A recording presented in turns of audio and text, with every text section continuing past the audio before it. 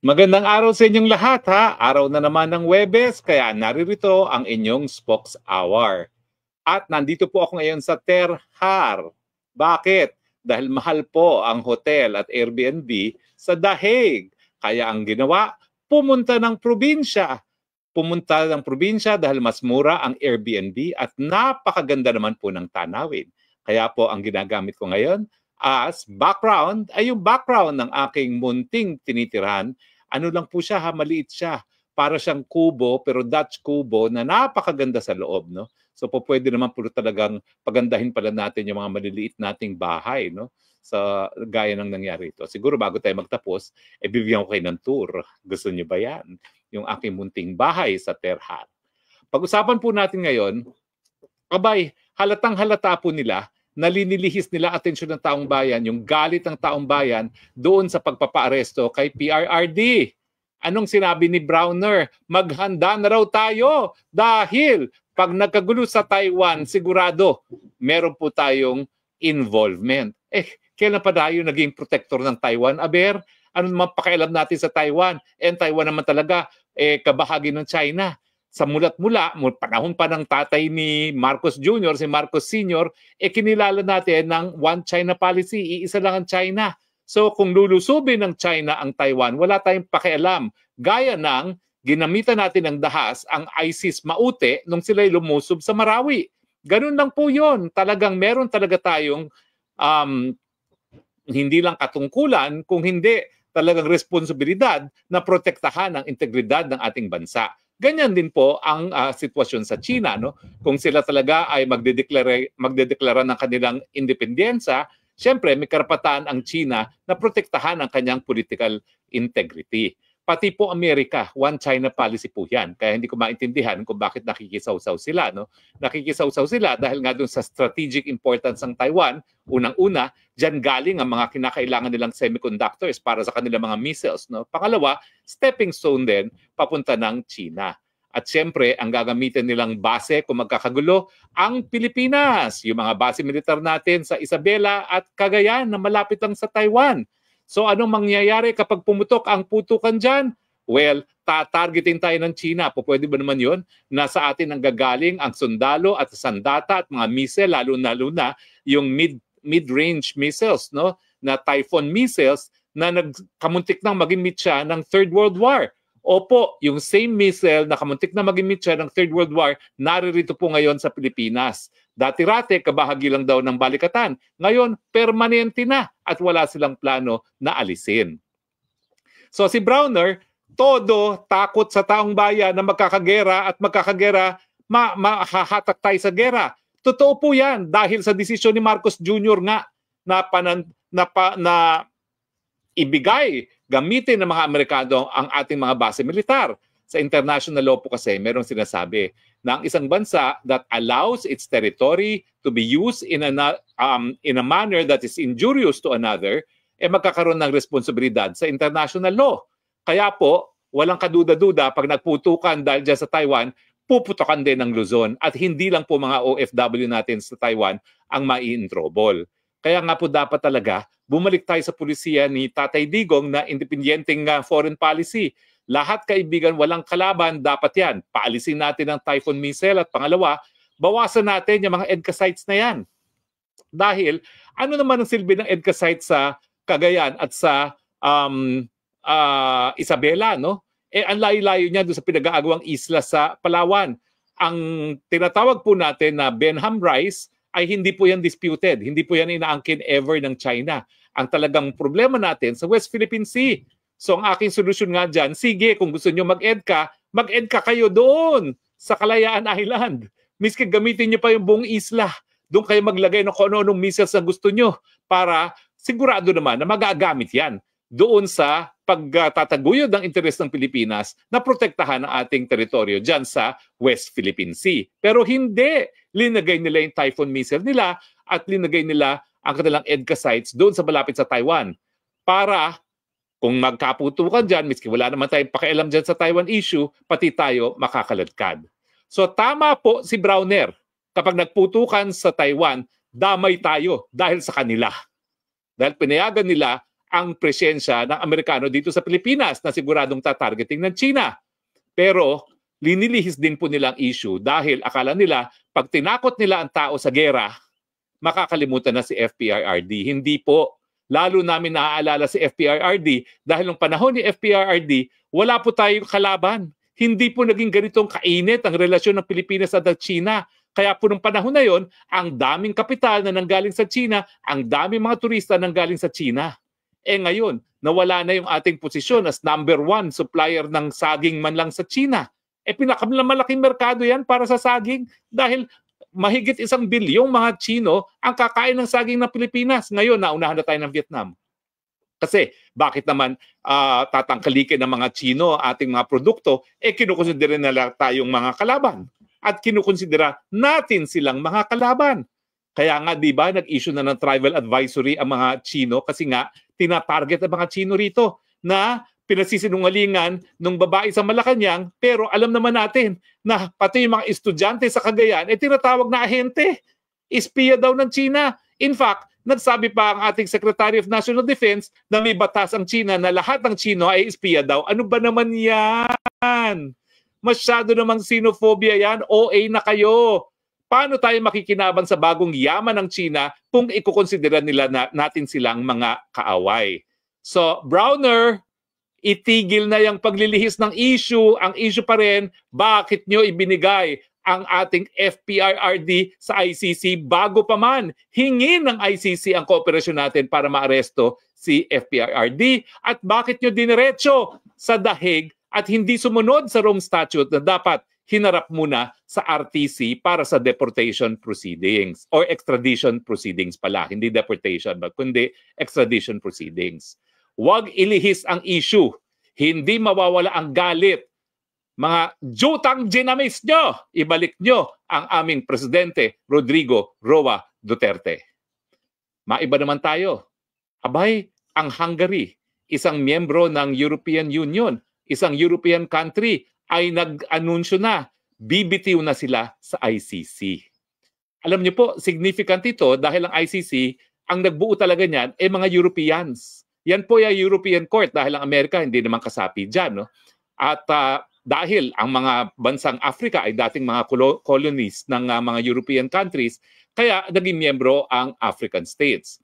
Nasabi ko na sa inyo dati, nung ako'y nangampanya sa ILC, talagang nagkakaroon na ng nabubuong desisyon ang African Union na bumitiw na sa ICC kasi ang pinupuruhan nila puro mga Aprikano. Kaya naman, talaga naman kinailangan nilang kunin si Presidente Digong para masabi sa mga Aprikano, o kita mo, hindi lang itim ang aming linilitis, pati mga kayumanggi dahil si Duterte nakakulong ngayon sa dahig.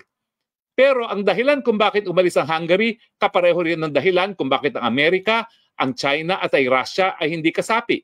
Kasi nga, bagamat ang intensyon ay ang ICC ay parang court of last resort para doon sa mga sitwasyon na maraming karumal-dumal na krimen na walang gumaganang hukuman o walang gobyerno para magbigay katarungan, ang ICC nagpupumilit. Miski gumagana yung mga hukuman, gaya ng hukuman ng Pilipinas, ayan, pinilit na kunin si Duterte. Bakit nga sila sabihin na hindi kayang litisin ng hukumang Pilipinas ang 43 murders? Samantalang ang Maguindanao massacre case na isa ako sa private prosecutor, nasentensyahan ang 57 counts of murder. Diba? So malinaw po yan. Masyado ng feel ng ICC ang kanyang jurisdiction, ang tawag dito, overreach. Maski hindi dapat maghimasok dahil meron namang lokal na mga hukuma na po pwede maglitis ng kaso, pinipilit niya ang sarili niya. Bakit? Paano kasi ma-justify ang mga sweldo ng empleyado ng hukuma niya kasama ng mga maestrado at mga prosecutor kung wala silang kaso? In fact, isa yan sa pula ko ngayon sa ICC. Palibasa, wala na aktibong kaso, nag-aantay ng desisyon yung isang kaso at wala na silang masimulang kaso dahil wala naman silang mahuling mga respondents. Hayan, para ma-justify yung kanilang napakalaking budget, linilitis sila si Duterte miski wala namang jurisdiction na. Tama ba yon? Hindi! Ang aking prediction, dahil isang European country bumitiw na, ang susunod na bibitiw, kabubuan ng African Union. At pagkatapos niyan, isa-isa ng mga European countries ang bibitiw. Hanggang ang maiiwan na lang ay yung mga European colonial powers na laos na ngayon. Yung Espanya, ma-overtake na natin, no, pagdating sa progreso, no? Excuse me, no? Kaya lang naman sila naantala ang ating development dahil yung kanilang pamamaraan ng pamalakad nung sila ay colonial master natin, hindi nila dinevelop yung kalakalan. Ang kalakalan natin, limitado sa galleon trade. Hindi sila nagtanim ng mga cash crops. Alam niyo ba kung sino nagtanim ng mga cash crops? Mga Inglaterra pa, mga Ingles pa. Nung sa konting panahon na naging colony nila ang Pilipinas. Kaya yung mga haciendas ng tubuhan sa Iloilo, Negros, mga Ingles pong nagsimula niyan. Ang mga Espanyol, buhay tamad. Kaya tuloy, ang namana natin, siesta, mañana. Galing po Espanya yan. Kaya ngayon talaga, parang third world country na Espanya. Mas masigla pang ekonomiya natin talaga, bagamat nandyan ang mga bangag na mga namumuno. Kaya anong mensahe? Goodbye ICC. Ang malupit dyan, kinulong pa nila si Presidente Duterte, samantalang alam nila na ang isang paa ng hukuman ay nandun na sa libingan. At habang nagpupumilit kayo na litisin ang gaya ni dating Presidente Rodrigo Roa Duterte na wala naman talaga kayong jurisdiction, lalo nyong binabaon ang korte sa libingan. Ako ayaw ko yan. Dahil ako talaga naniniwala pa rin. Yung mga sitwasyon na karumal-dumal na krimen, dapat may mapupuntahan ng biktima. Pero habang bukas sa mga lokal na hukuman, hindi dapat naghihimasok ang ICC. No, tignan natin ang mga comments. Ang daming mga comments. Teka, susubukan ko po lahat basahin yan, ha? Paano ba natin itataas itong mga comments, no? Para naman yung mga mas maagang comments ay mabasa natin. Dahil ngayon po, live tayo, titignan ko po kung paano ko mababasa yung mga komento. Well, ano kasi, no? Paano natin mababasa itong mga komento doon sa simula? Tignan natin, para hindi naman unfair doon sa mga nauna. Although ang dami mga komento, maraming salamat at ang dami pong nanonood ng live. Halos 10,000 pong nanonood ng live. Ang akin is boo kay Browner, warmongering dahil linilihis ang issue tungkol kay FPIRD. Yan pa rin pong issue at goodbye ICC. Okay.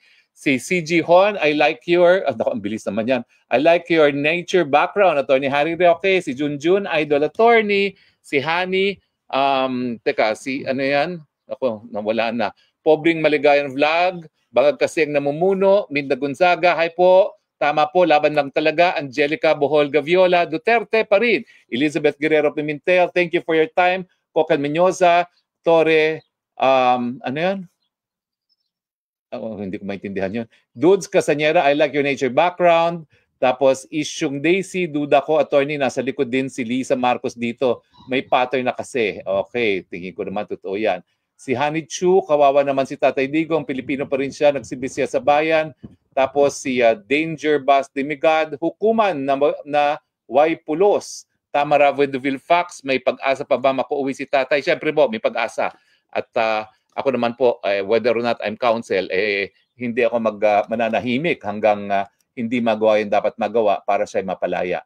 Pabalito Oronzo, hello Spokes, Tamara Vaudeville Fox, may ayun nga po.